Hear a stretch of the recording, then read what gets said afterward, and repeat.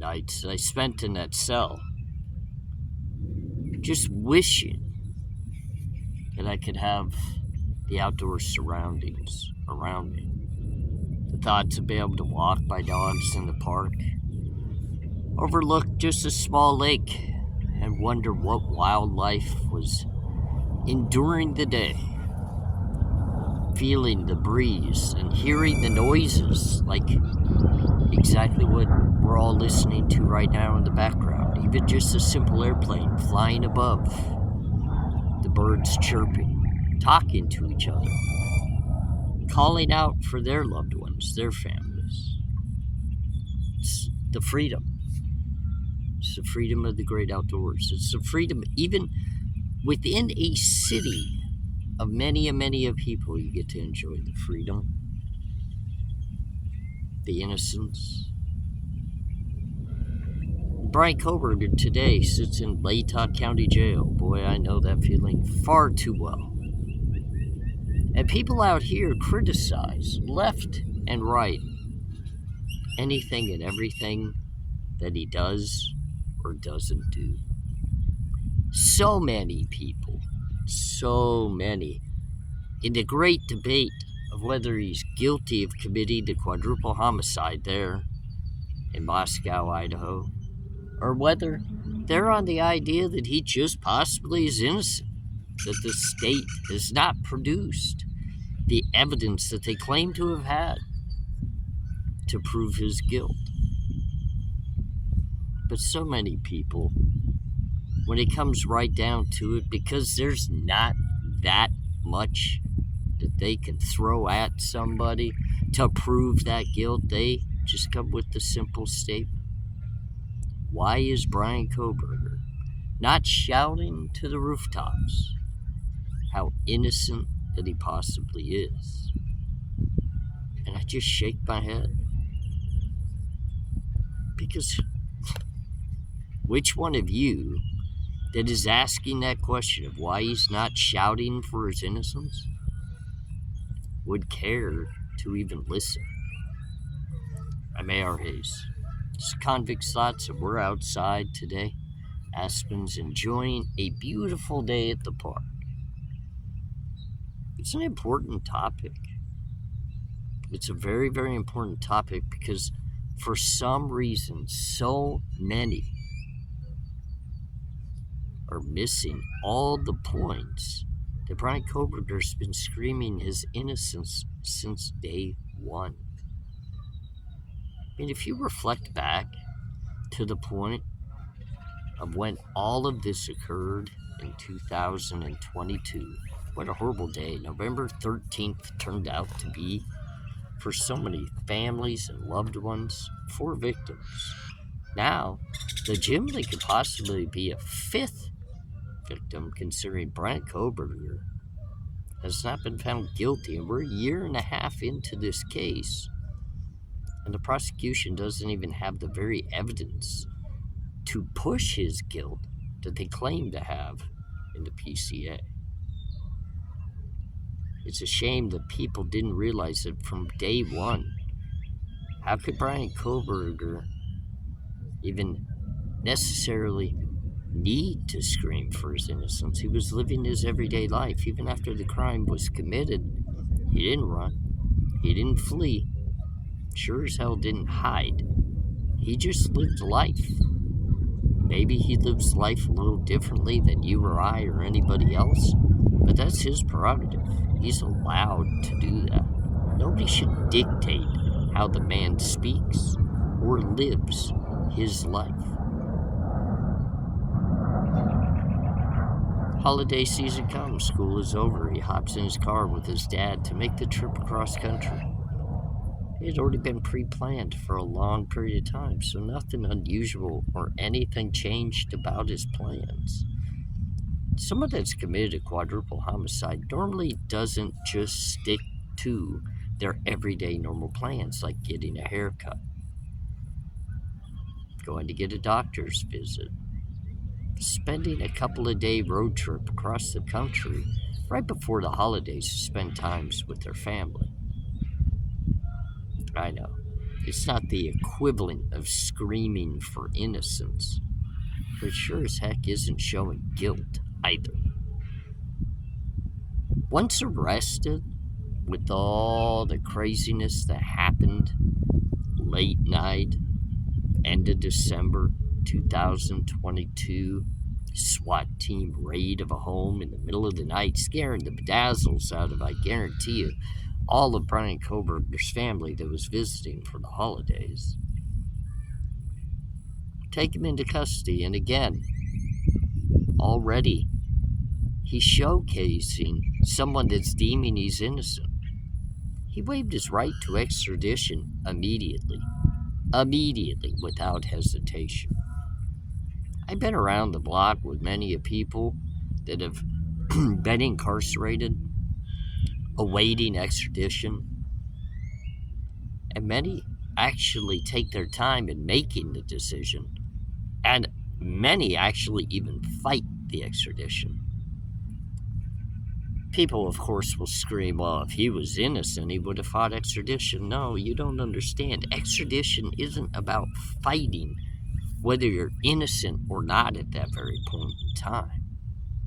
The extradition warrant, the only thing that you could do if you stall to agree to be taken back to who is requesting for you to appear, all you're doing is forcing them to prove that you were the one that's actually named in the warrant for the arrest. You're not fighting innocence or guilt at that point. But I'll tell you what, it's a pretty good sign that somebody's willing to go face the very charges that he's accused of and has confidence that he could possibly either beat them or he's innocent of them if you just automatically waive your extradition and get moved back within a very short period of time. Most of my extraditions took 30 to 60 days. Bryan Kohberger was just a matter of days. And he was back in Moscow, Idaho, attending court. And again, everybody says he was being narcissistic, aiming for all the popularity. He wanted all the eyes to be on him. He was being narcissistic when he stood silent. No. He was recognizing the state's charges to be false, and he was not willing to express any of his own words towards those charges because, in his mind, they were bogus. Pretty strong stance towards innocence in his mind. Sat there stoic, wasn't worried about the charges being read to him, how much time they carried. He wasn't going to fold. He wasn't going to break. Again, another showcasing of, I'm going to stand up for myself, and I don't believe these charges should be charged against me. He moved forward. Never saw a complaint. Never saw negativity out of him in the courtroom. This is where people say, why didn't Bryan Kohberger jump up and down and wave his arms all around? Shake it like you just don't care. You can't do that in a court of law. You just can't do it. People want to see somebody do it because they want to see the show. Yeah, we're going to turn the Idaho 4 case into a show. It's going to be a movie-like atmosphere. Create all these theories of all these different things happening. This isn't a show, this is real life, ladies and gentlemen, and a man sits in the courtroom at the defendant's table fighting for his life just the same as what the victims' families are fighting for the justice of their loved ones. You can't stand up and shake your arms all around and scream for your innocence. It's contempt of court. It doesn't look good upon you, and it makes no difference. He's not sitting in that defendant's chair to put on a show for all of us out here. Sometimes I just kind of have to sit and ponder and think about how mistaken people are in the emotions that they dictate towards somebody sitting in that very situation, because I've been there. I know what it feels like. You can't get a worse feeling in life than sitting there in that defendant's chair, especially knowing in your heart that you truly believe innocence is the only word that could ever be spoken towards you in your name. No, I haven't seen Bryan Kohberger scream from the rooftops about how innocent he is, but I've watched from day one everything methodically work its way to the very point that we are today. And today, even his attorneys have clearly stated they believe he's absolutely innocent. Not they believe that these charges are bogus, not that they feel as though they're going to be able to fight this case with circumstantial defendant evidence. No, they've stood there and patted Bryan Kohberger on the very shoulders, stating that their gut feeling is innocence. Bryan Kohberger's seen the evidence against him, ladies and gentlemen. The defense attorneys, Ann Taylor and Massoff, they've seen the evidence against their client, Bryan Kohberger. It's real life. People aren't just gonna throw their reputations and their names to the wind to defend a client that every piece of evidence in front of them lines up to guilt. That's not what they do. Of course, they'll speak on the benefit of their client. Of course, they're going to do their best to fight the charges. They're going to put up a case because that's their job. But they're not going to stand before you and everybody else throughout this world. It's not even just the local area. It's the world is watching this. They said the word innocent. Bryan Kohberger has fought from day one to just get the prosecution to admit they don't have the evidence that they claimed, even in the arrest warrant, to get his DNA. And remember, ladies and gentlemen, if this man truly had committed this crime, and they had all this stacked evidence against him, he would be a little more humbled in the motions and the statements that are being made through his attorneys, like the motions to dismiss for prosecutorial misconduct and lack of evidence. Those are pretty big statements, especially when we fast forward to today, and we're having hearings about the prosecution's lack of evidence, meaning that the FBI did the work, not the Moscow PD. The FBI did all the important evidence work. And they haven't even furnished it to the prosecution for them to be able to move forward in prosecuting Bryan Kohberger and get this case to trial. They're still fighting over motions from way back, ladies and gentlemen. And Ann Taylor made it quite clear when she came out and made the bold statement, she doesn't know how they even got to her client as the suspect. Trust me, I've had a lot of defense attorneys. I've had a lot of them. They've never stood in a courtroom and said they didn't know how law enforcement or the prosecution came to the conclusion that I was their suspect. Trust me. My defense counsel knew exactly how they got to me. They understood the concepts and the steps that it took to get to me. They weren't going to jump up and down and push that they didn't understand how somebody got to me. And Ann Taylor is not going to make the statement that she doesn't understand how they got to Bryan Kohberger if it's right there in front of her. Sure, there's possibly evidence that could link Bryan Kohberger to this case. There possibly is. We don't know. We haven't seen everything in the portfolio.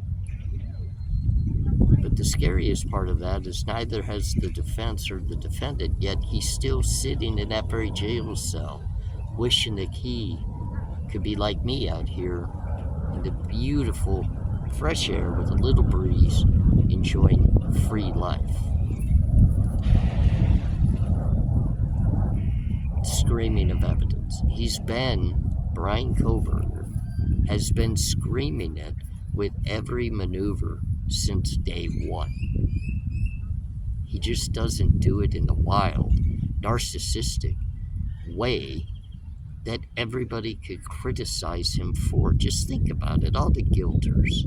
Everything that they see Bryan Kohberger do, every look that he makes while he's actually in the courtroom, whether he looks at the judge or the prosecuting attorney, they dissect it as if he's the most evil-eyed individual you'll ever see in this world.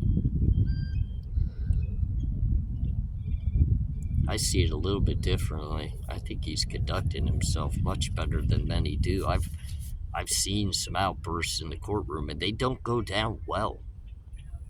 They don't go down well. Every time we see them, it's like a mockery of our justice system, our court system, which is a respectful defendant fighting for your life.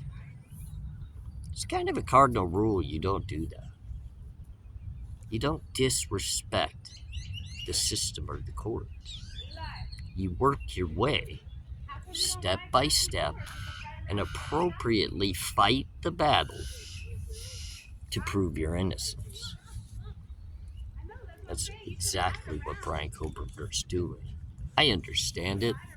I applaud it. I respect it. People are still going to come onto this very video and they're going to say, he's not screaming for his innocence. He's being narcissistic and slowing down the process. He's doing everything he can to stall the case. Really? Is that what you guys really think? He's trying to stall the case? I think Bryan Kohberger's just trying to actually figure out what exact evidence they have against him, considering they haven't turned it over yet. It's really not professional for a prosecution to make the statement that you're guilty of a crime and charge you with quadruple homicide and a burglary. But they can't furnish you the very discoverable evidence that they used within the PCA, not only to get your arrest, but to get your DNA, which now will be stored in their system for life, whether you're guilty or not guilty. Just imagine that. If Bryan Kohberger is not guilty, his DNA should never be in any law enforcement system. You don't have to give your DNA to law enforcement until you've been actually arrested on criminal charges and put into the system on something that they can prove you did. It can be hard to prove Bryan Kohberger did something with the FBI. It doesn't look like they're willing to give you the evidence, Mr. Bill Thompson, Latah County prosecutor. Because if they really had the goods and this was all put together in a case that they felt good moving forward with, one, they would have obtained their own federal indictment, which they have not, because if they had, everybody would know, because he would have had to go in front of the very federal courts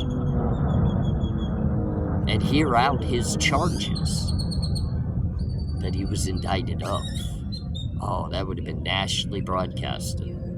They didn't obtain a federal indictment. You don't just set it aside. Once indicted, he goes to face the charges. Yeah, I know that to be fact because I've been there. I've had to do it. And trust me, right now, Bill Thompson could only wish that the feds would take this case over because he's floundering and you could see it within him. He's so angry. He's so angry. At the end of the day, I mean, I'll just leave it at this. In looking at Bryan Kohberger and then glancing over at Bill Thompson,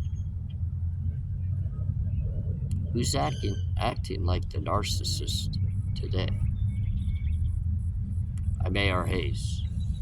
Another good time spent with you. Beautiful scenery. I think I might just take Aspen for a walk. This is Convicts Thoughts. We'll talk again soon.